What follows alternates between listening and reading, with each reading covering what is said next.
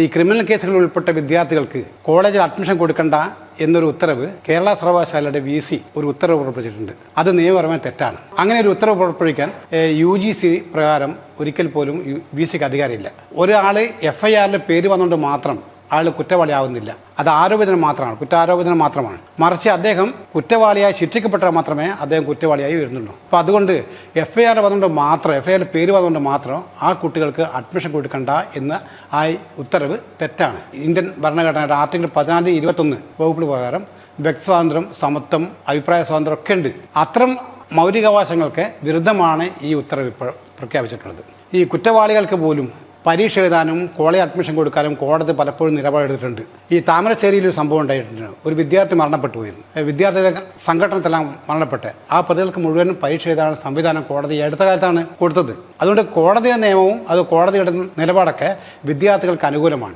ഇത്തരം അഡ്മിഷൻ നിഷേധിക്കുന്നത് ഭരണഘടന വിരുദ്ധമാണ്. അതൊരിക്കലും പാടില്ല. അതിനുവേണ്ടി SFI മാത്രമല്ല, കേരളത്തിലെ മുഴുവൻ വിദ്യാർത്ഥി സംഘടനകളും ABVP യും KSU ഒക്കെ ഇതിൽ സമരം ചെയ്യണമെന്നാണ് എൻ്റെ അഭിപ്രായം.